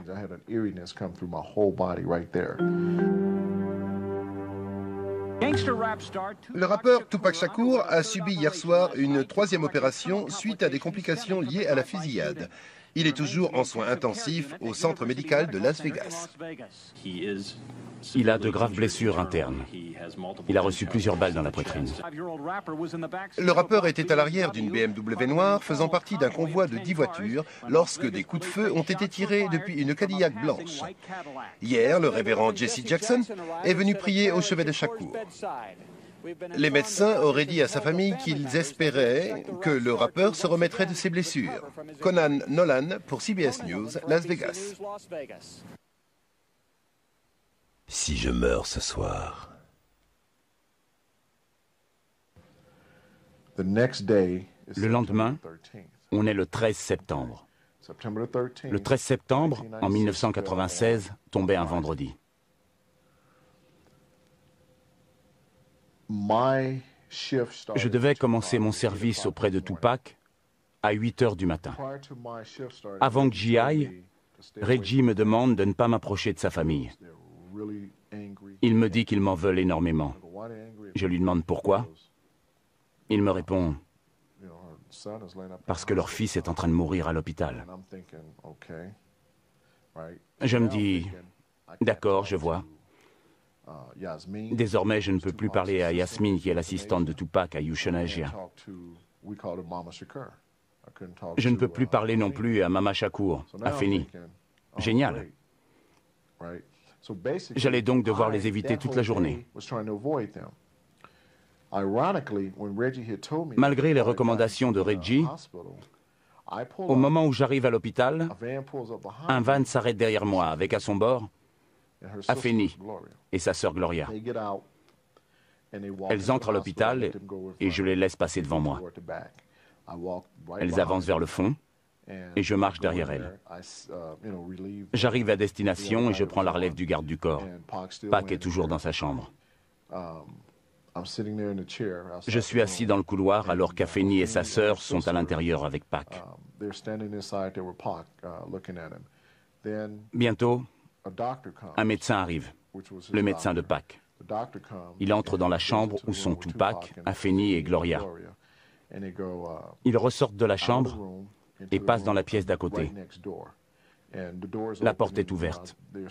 Elle s'assoit, le médecin aussi. Afeni ou Gloria, je ne sais plus, s'assoit par terre, et l'autre à côté du médecin. Ils se mettent à parler. Pendant ce temps, je les observe. Leurs expressions ne présagent rien de bon. Je suis assis là et je me décompose littéralement. Soudain, Afeni sort de la pièce et vient s'asseoir à côté de moi. Je ne savais pas quoi faire. Je ne savais pas quoi dire. Elle s'est assise. J'ai posé ma main sur la sienne et elle a dit « Ça va aller, Frank. » Je ne lui ai plus jamais reparlé depuis. Je l'ignorais, mais Pac était en train de mourir. Elle avait attendu la confirmation pour prendre sa décision. La journée suit son cours. Des millions de gens viennent voir Tupac. Même Snoop est passé le voir. Il est venu avec des gars dont Marcus et Kenner. Un tas de célébrités sont passées. J'arrive à la fin de mon service. Il doit être 3 heures. Deux gardes du corps viennent prendre la relève. Je traînais vaguement dans l'hôpital quand Reggie m'appelle. Il me demande de passer immédiatement chez Shug. Soudain, mon beeper se met à sonner. Je reçois une 50aine d'appels des gars de Death Row. Amène-toi chez Shug, dépêche. Shug veut te voir. Il y a une réunion. Pour finir, je reçois un coup de fil de Larry. Je finis par arriver chez Shug. Reggie m'attend devant la maison. Il y a 1 million de voitures. Reggie vient me chercher à l'entrée et me dit « J'ignore ce qui va se passer, mais surtout reste cool. Je suis avec toi. On est mal. Très mal. » Dans mon fort intérieur, je me mets à paniquer. Je retourne m'asseoir au bord de la piscine, mais cette fois, je ne suis pas seul. Il y a Shug, David Kenner, son avocat, un autre type dont j'ai oublié le nom. Il y a aussi 2 acolytes de Shug et Reggie. Reggie se tient juste derrière moi. Je suis assis à côté de Shug. Et quand je dis à côté, c'est à côté. Shug est chaud bouillant. Il est dans tous ses états. Je ne me doutais pas que Tupac était en train de mourir. Ça explique l'atmosphère tendue qui régnait. Shug me pose tout un tas de questions sur ce qui s'est passé. Les mesures de sécurité, où j'avais mis mon arme. Il était obsédé par les sécurités. Là, je me dis, ça y est, je suis le bouc émissaire. Je regarde Reggie et je lui dis, c'est à toi de répondre aux questions sur la sécurité. Il ne réagit pas. Alors j'interviens. Shug, c'est pas moi qui gère la sécurité, c'est Reggie. Il aurait dû y avoir plus d'hommes avec nous. J'avais prévenu qu'il fallait renforcer la sécurité de Pâques. J'avais demandé plus d'hommes. Il me fait « Et Michael Moore ?» Je lui dis qu'on l'avait rappelé au club 662. Tout ce que je disais à Shug, Reggie aurait déjà dû lui avoir dit. À un moment donné, Shug me dit... non, pardon, il s'adresse à Reggie. Il dit... Qu'est-ce qui s'est passé? C'est quoi ce bordel avec la sécurité? Reggie ne sait pas trop quoi dire.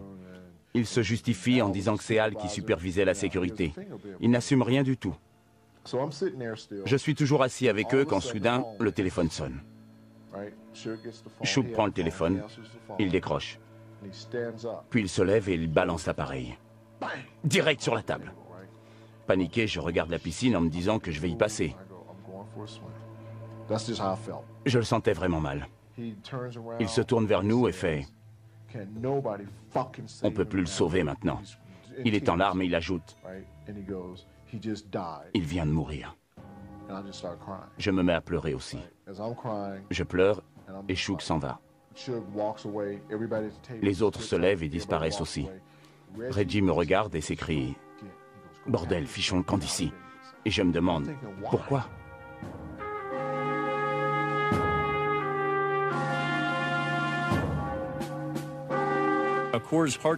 L'assistance respiratoire n'aura pas suffi à sauver Shakur qui a été victime d'une fusillade la semaine dernière.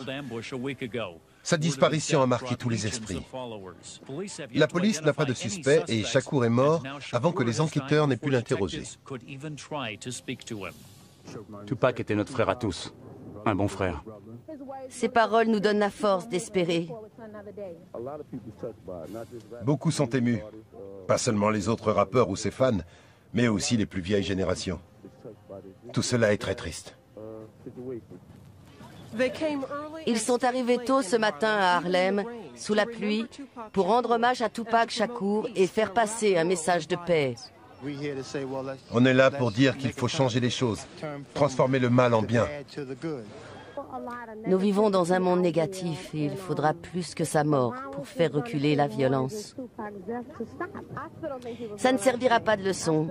Ça n'arrêtera ni les fusillades, ni la violence. Malheureusement. Un grand froid s'est abattu sur le monde du rap et du hip-hop.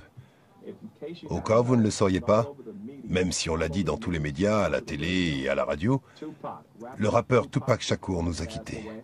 Toutes mes condoléances à sa famille. Il était fantastique. J'ai lu beaucoup de choses sur lui. Il œuvrait pour notre communauté. On enchaîne, je vous écoute. Les jeunes devraient apprendre à s'aimer les uns les autres. Il faut faire cesser la violence et œuvrer pour un monde meilleur, afin que de telles choses ne puissent plus se reproduire. Bien dit, monsieur. Et bien sûr, merci d'avoir appelé pour partager votre sagesse avec nous. Toutes mes condoléances à la famille de Tupac. Je vous appelle pour savoir, Tupac est mort? Il y a 1 heure. 1 heure après sa mort, les appels déferlent pour parler de lui. Il est vraiment mort? Pour le DJ Greg Street et Sean Hutchins, c'est une grande perte pour le rap. Il a dû se laisser embarquer dans une sale histoire. Il était clairement visé. Il s'était passé quelque chose. S'il avait eu la chance de pouvoir aller plus loin, les gens l'auraient découvert sous un meilleur jour. Il était prêt à monter encore plus haut.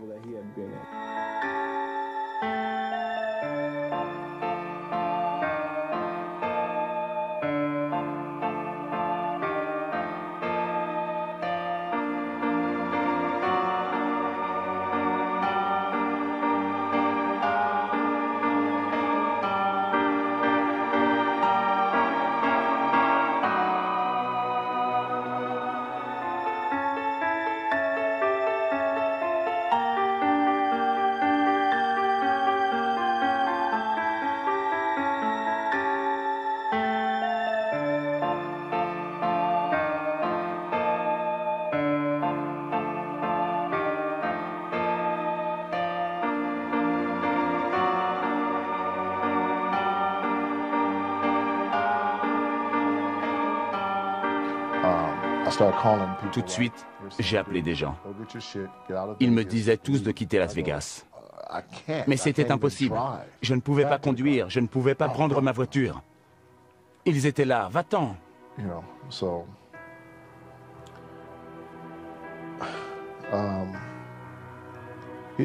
Il était mort.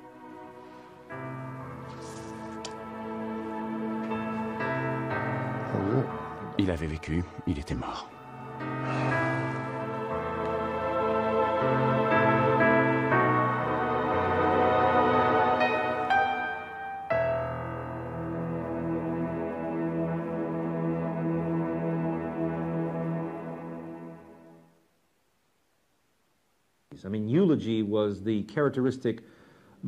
Son style funèbre est caractéristique de sa carrière dans le rap. Surtout quand il dit « Si je meurs ce soir, combien de frères seront tombés aussi ?»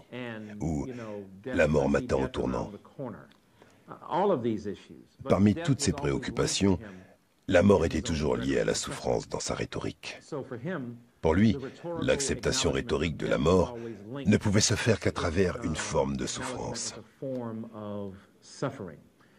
Pourquoi Dieu accepte-t-il la mort et la destruction? Dans Unconditional Love, il demande à sa mère pourquoi la mort l'attire tant. C'est à cause des souffrances qu'il a endurées. L'abandon de sa mère et de son père, les nombreux déménagements de ville en ville, la vie qu'il menait quand il était sans domicile fixe. Avant d'arriver au collège à New York et d'habiter à Harlem, Manhattan et dans le Bronx, il avait déjà déménagé 22 fois. Au départ, ce n'était ni une racaille ni un bandit, mais un artiste, un rappeur bohème. À cause de tout cela, il a connu de nombreuses difficultés. À cause de son talent, les gens se moquaient de lui. Il riait de ses habits. Il en avait peu. Il a énormément souffert psychologiquement et socialement. Il l'a exprimé dans sa musique et son obsession de la mort qu'il a ressentie très tôt. Il s'interdisait toute possibilité d'espérer. Il le clamait souvent. « Ce n'est plus la peine, je n'ai aucun espoir. » C'est l'histoire de sa vie.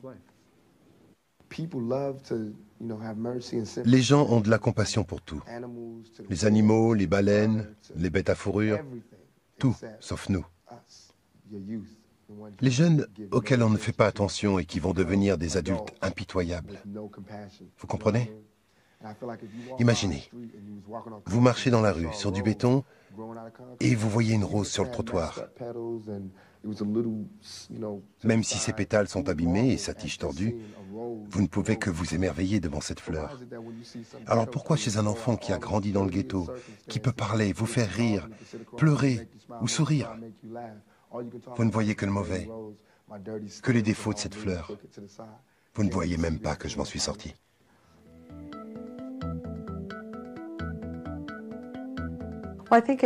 L'impression que j'ai eue, c'est que les gens ne voulaient pas parler. La police affirme n'avoir pu récolter que peu d'indices, car personne ne voulait coopérer. C'était leur grande excuse. On n'arrête pas une enquête faute de coopération. Il faut insister. Par exemple, Orlando Anderson. J'ai trouvé un peu bizarre qu'il soit mis en garde à vue et qu'ensuite... Enfin, je veux dire, il a été interrogé au MGM et il a décidé de partir. Ça aurait dû sonner l'alarme. Plus tard, il a été mis en garde à vue, mais ils l'ont vite libéré, faute de preuves. Vous savez vers quelle heure Orlando a été autorisé à quitter le MGM? C'était 2 heures ou 2 heures et demie avant la fusillade. J'ai aussi appris par la police et d'autres personnes qu'Orlando Anderson avait justifié sa présence à Las Vegas de plusieurs manières. D'abord, il a dit qu'il était là pour le combat. Ensuite, il a dit qu'il était venu à Vegas pour acheter des places. Il serait venu acheter ses entrées sur place, ce qui est quasi impossible, à moins de les avoir achetées $2000 au marché noir. Or, il n'a pas assisté au combat, il n'était pas là pour ça. 'Ensuite, il a dit qu'il était là pour jouer au casino avec sa copine. Il a dit qu'il était venu à Vegas pour acheter des places, ce qui est quasi impossible, à moins de les avoir achetées $2000 au marché noir. Or, il n'a pas assisté au combat, il n'était pas là pour ça. 'Ensuite, il a dit qu'il était là pour jouer au casino avec sa copine. Il a dit Il n'a pas été capable de justifier sa présence. Pour moi, ça, c'est un avertissement. Où était-il pendant la fusillade? Il n'avait pas d'alibi. Ça a commencé avant l'aube. 300 officiers issus de 10 agences, dont le FBI, ont été déployés dans plus de 37 localités dans les environs de Compton, Linwood et Long Beach pour des arrestations locales liées aux 12 fusillades qui ont eu lieu à Compton et qui ont fait 3 morts. Selon les autorités, il pourrait y avoir un lien avec le meurtre du rappeur Tupac Shakur. Notre enquête a révélé que les fusillades de Compton pourraient être un règlement de compte lié aux événements de Las Vegas. Ceux qui connaissent la mécanique des gangs savent que leurs membres appliquent la loi du talion quand d'autres gangs s'en prennent à eux. Si l'on prend le 7 septembre comme date de référence, c'est que la violence et le nombre des fusillades ont augmenté depuis.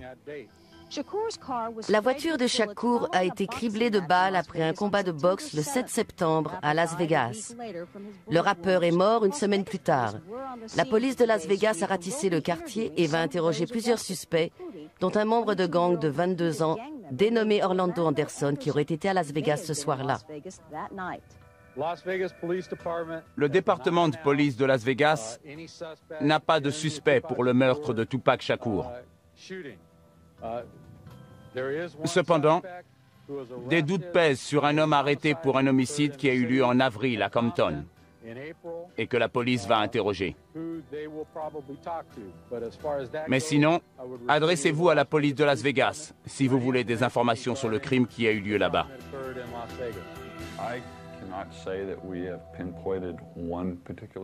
On n'a jamais soupçonné quelqu'un en particulier.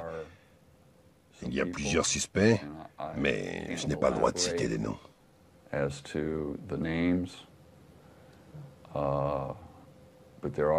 Plusieurs personnes ont été suspectées très tôt. Beaucoup de noms sont apparus tout au long de l'enquête. La plupart ont été éliminés rapidement en fonction de nos informations. Nous savions des choses qui n'ont pas été rendues publiques. Elles nous ont aidés à faire le tri et à abandonner les fausses pistes.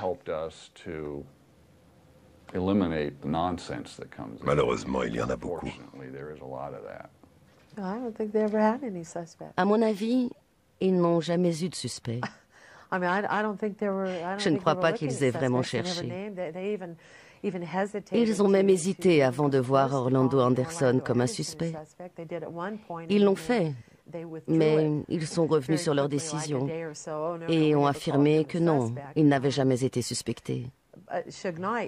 Suge Knight, j'ai trouvé intéressant le fait qu'il ait passé la nuit au centre médical de l'université. Tupac, bien sûr, y était aussi, mais Tupac était aux soins intensifs. Suge a été admis à l'hôpital. On lui a attribué une chambre d'hôtel, enfin, je veux dire, d'hôpital. Il a passé la nuit là-bas et il est sorti le lendemain matin. Quand les 2 inspecteurs sont arrivés pour interroger Suge, il avait déjà quitté l'hôpital et ils l'ont donc raté. Ils ne sont jamais allés chez lui alors qu'il a une maison à Las Vegas. Ils ne l'ont pas interrogé. Ils ont vu ses avocats et c'est seulement 6 ou 7 jours plus tard qu'ils l'ont vu pour un interrogatoire qui n'a duré que 20 minutes.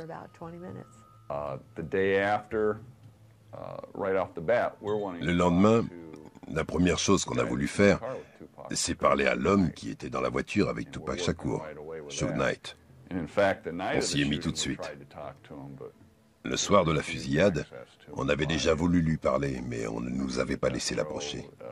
Les membres de Death Row et ses avocats. Il nous a fallu 3 jours pour pouvoir interroger Suge Knight.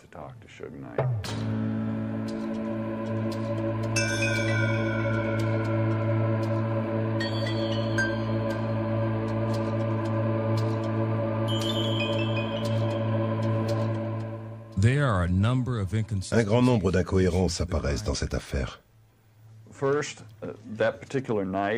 D'abord, les témoins qui étaient là ce soir-là ont vu 2 véhicules différents, une Cadillac ou une Lincoln.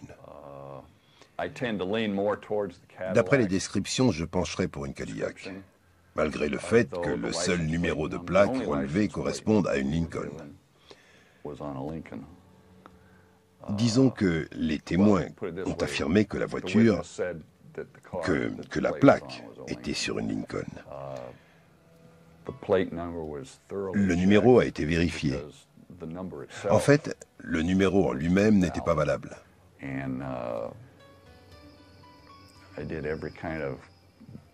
J'ai essayé tous les recoupements possibles et je n'ai rien trouvé avec ce numéro.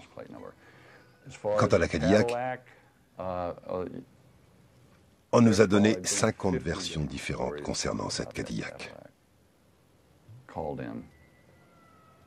Pas une ne concordait.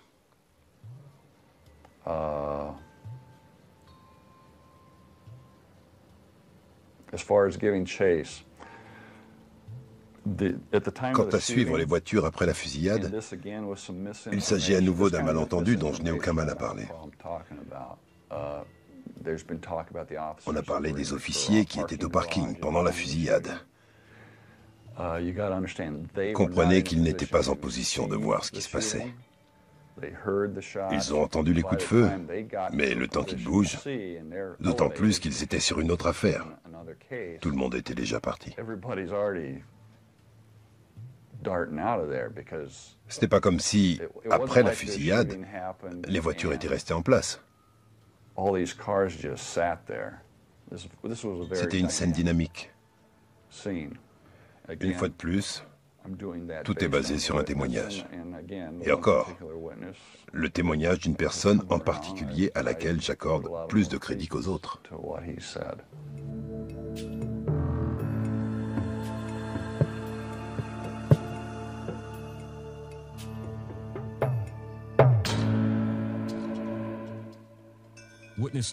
Les témoignages ne s'accordent même pas sur le tireur de la Cadillac blanche. D'après les informations que m'ont données les témoins, et en particulier une personne qui nous a bien aidés, je dirais que ce n'était pas le conducteur, étant donné la position qu'il occupait. D'après les témoins qui ne faisaient pas partie de leur groupe, mais qui étaient là par hasard, et les descriptions qu'ils ont données, le tireur ne pouvait pas être le conducteur.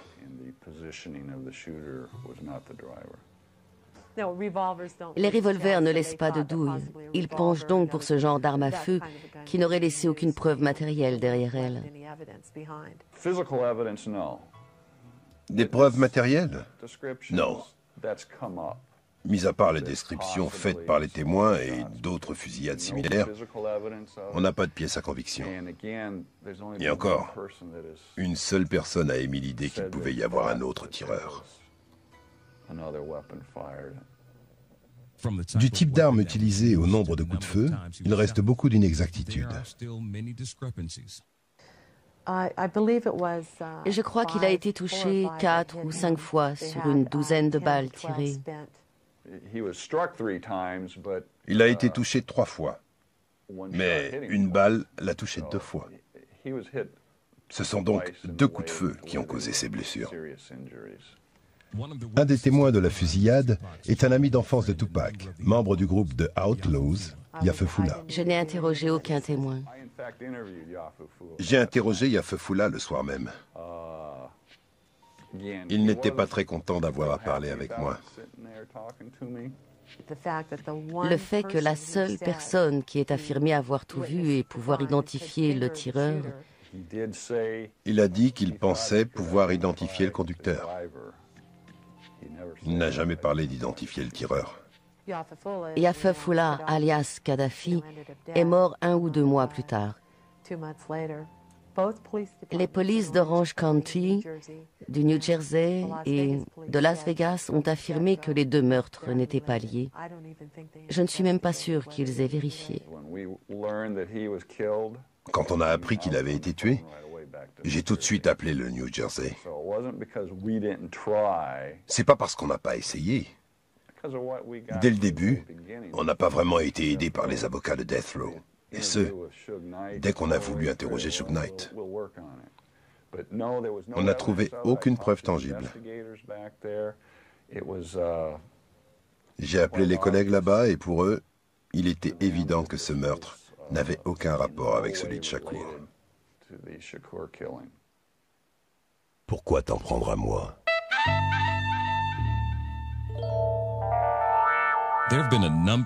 Plusieurs rapports récents témoignent du fait que Suge Knight aurait été directement impliqué dans le meurtre de Tupac Shakur. Je n'ai trouvé aucune preuve indiquant que Death Row ou Suge Knight était impliqué dans le meurtre de Tupac. J'ai parlé avec beaucoup de gens, dont la police de Los Angeles, qui semblaient vouloir penser... Ils ont voulu l'accuser. Et sachez bien que si la police de Los Angeles avait quoi que ce soit indiquant que Suge Knight était impliqué dans le meurtre de Biggie Smalls, ou que si la police de Las Vegas pouvait prouver son implication dans les meurtres de Tupac ou de Biggie, ils l'auraient inculpé. Ils ont essayé. Beaucoup de policiers ont essayé de prouver que Suge était dans le coup. Mais ils n'ont rien trouvé et ça n'a pas marché. Certaines personnes aimeraient le voir en prison.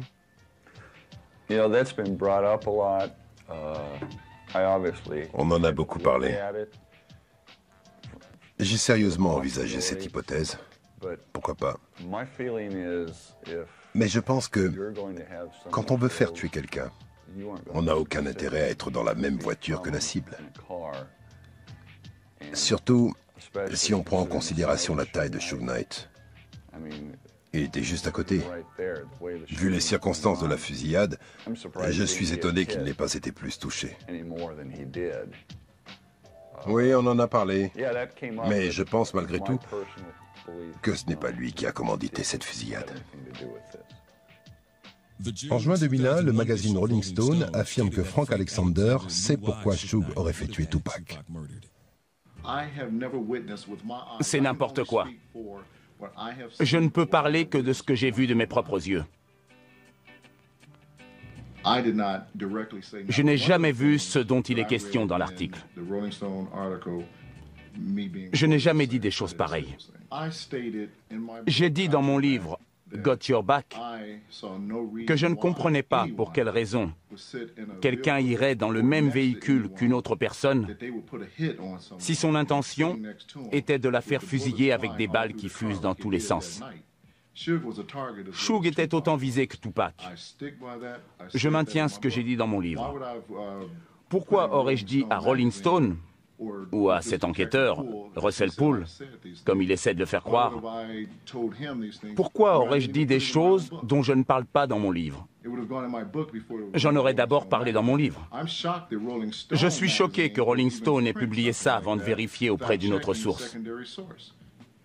Ils auraient pu aussi contacter mon éditeur. Je n'ai jamais dit que Suge Knight était de mèche avec le tireur. Personnellement, Suge ne m'a jamais rien fait. Il traitait très bien les agents de sécurité, je l'ai déjà dit. Aucun garde du corps n'a jamais eu de problème avec lui. Jamais. J'ai été interrogé par le FBI. J'ai été interrogé par les inspecteurs de Las Vegas, par la police de Los Angeles. Pourquoi aurais-je accusé Suge d'avoir fait tuer Biggie? Je ne travaillais plus pour Death Row Records. Je ne sais pas du tout pourquoi Biggie a été tué, ni qui l'a tué. Et Tupac, vous savez pourquoi? Non, pas du tout. Il y a beaucoup d'informations et de rumeurs qui courent. Les gens disent un tas de choses. Et je trouve ça absurde d'imaginer qu'un commanditaire aille s'asseoir à côté de sa victime pendant une fusillade, en espérant qu'il passera au travers des balles. C'est ridicule. Ça ne s'est pas passé comme ça. Combien de temps me pleureront-ils?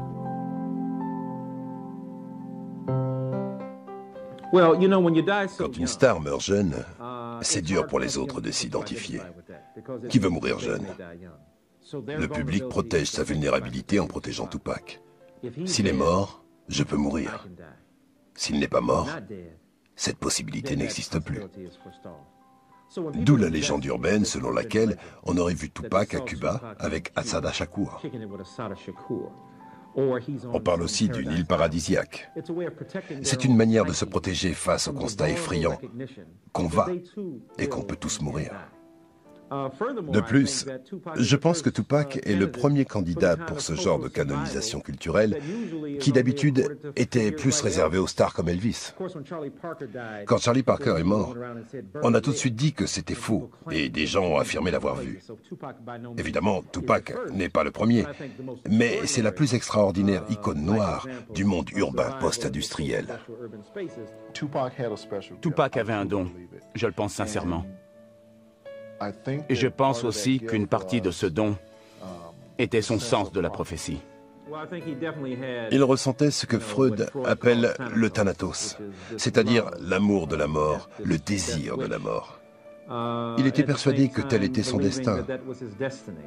Il était hanté par sa destinée, accro à la mort. Il commençait à sentir qu'il allait mourir. C'était clair dans son esprit et dans son cœur qu'il mourrait jeune. Tupac ne pensait pas vivre jusqu'à 30 ans. La mort était toujours liée dans sa rhétorique à la souffrance. Pour lui, l'acceptation rhétorique de la mort ne pouvait se faire qu'à travers une certaine forme de souffrance. Pourquoi Dieu accepte-t-il la mort et la destruction ?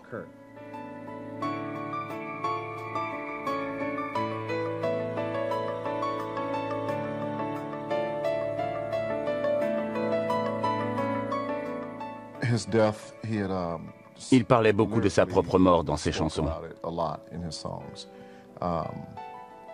Il est parti le 13 septembre 1996. C'était son heure. Le rendez-vous était fixé.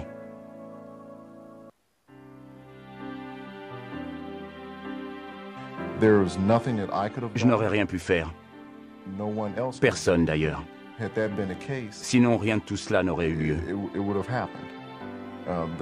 On aurait retrouvé les tireurs, on aurait su qui l'avait tué. Dieu avait déjà prévu son départ. On en a beaucoup parlé avec sa mère, et je l'ai écrit dans mon livre, Got Your Back. Sa mère m'a dit, « Mon petit Frank, tu n'aurais rien pu faire ce soir-là. La vie de Tupac Shakur était déjà écrite. » Elle devait s'arrêter le 13 septembre 1996. Personne n'aurait pu le sauver. J'ai ressenti un immense soulagement quand on a eu cette conversation. On s'est revus 2 ans après la fusillade. Ça devait être en juin ou juillet 1998, quand on a reparlé de tout ça. Ça a vraiment soulagé ma conscience de pouvoir lui parler et d'avoir son soutien. Elle ne m'en voulait pas. Je n'y étais pour rien. Les autres m'importaient peu. C'est sa mère qui comptait le plus. Et elle m'a donné sa bénédiction. Désormais, seul Dieu peut me juger. Fin de l'histoire.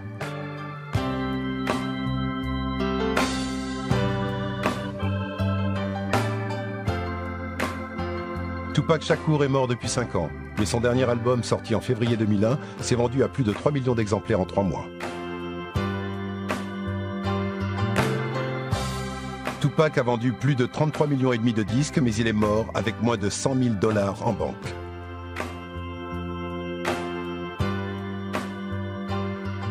Des rapports affirment que Death Row Records devait à Tupac entre 4 et 9 millions de dollars au moment de sa mort.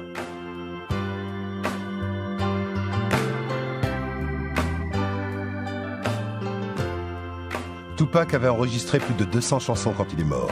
Sa mère, Afeni, a dû poursuivre Death Row pour obtenir les droits. Dans le monde entier, il y a des universités où l'on étudie la vie et la musique de Tupac Shakur. La police de Las Vegas enquête toujours sur le meurtre de Tupac Shakur. Cathy Scott a sorti un livre qui contient une photo de l'autopsie de Tupac Shakur. Cathy Scott refuse de dire où elle s'est procuré cette photo. Le professeur Michael Eric Dyson, auteur et spécialiste du hip-hop, a publié un livre intitulé « Holler If You Hear Me, Searching for Tupac Shakur ».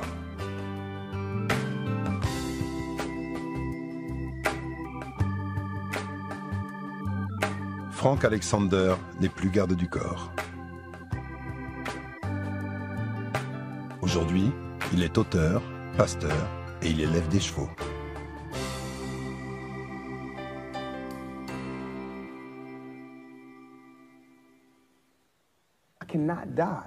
Je ne peux pas mourir en sachant qu'on me prend pour un criminel. La vérité doit éclater. Je ne suis pas suicidaire. Je ne partirai pas avant que les pendules soient remises à l'heure. Mais une fois que tout sera réglé, je baisserai le rideau. C'est comme ça. Si je ne peux pas vivre libre et être respecté, je préfère partir. Comme une coquille abandonnée, vision d'un Dieu désabusé. Les anges auraient dû toucher ton front pour te guider. Et les balles de Tupac éloignées. Le mystère n'aurait pas existé. Et tu aurais continué à chanter. 1996, tes paroles ne sont plus les mêmes. Mais j'accepte la vérité sans haine. Imagine ton âme et tes mots pour toujours notre emblème. Jamais je n'aurais imaginé qu'ainsi tu nous quitterais. Pétrifié, tes amis ont pleuré quand notre monde s'est effondré. Beaucoup de MC ont voulu continuer, mais sans guide, tu le sais, nous sommes fragiles. Sans toi, pour nous porter, nos esprits sont inutiles. Maintenant que tu es parti, ils sont en péril. Tes ennemis te regrettent en attendant ma requête, Pac. Ils écoutent attentivement nos cœurs vaillants et ton esprit enivrant. Mais jamais je n'aurais imaginé qu'ainsi tu nous quitterais. Personne ne peut te remplacer. Sans toi, ces clowns n'auraient pas existé. Si tu pouvais revenir, construire un empire, on aurait tant aimé te voir vieillir. Aux enfants, tu avais encore tellement à dire. Hip-hop, ressaisis-toi, il est temps de grandir. Frère, ne vous laissez plus endormir. Il faut agir pour cesser de souffrir. Jamais je n'aurais imaginé qu'ainsi tu nous quitterais. On t'a déroulé le tapis rouge pour tes films. Tu as laissé des salles en transe avec tes rimes et gravé dans la pierre ton message ultime. Aujourd'hui, tu es en paix. Tes démons se sont tus. Aujourd'hui, tu es en paix. Tes démons se sont tus. Aujourd'hui, tu es en paix. Tes démons se sont tus. Mais jamais je n'aurais imaginé qu'ainsi tu nous quitterais. Crois-moi, je ne pensais pas qu'ainsi tu partirais. Non, jamais je n'aurais imaginé qu'ainsi tu nous quitterais. Jamais je n'aurais pensé qu'ainsi tu nous quitterais.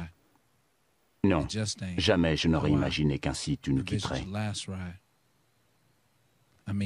Jamais je n'aurais pensé qu'ainsi tu nous quitterais.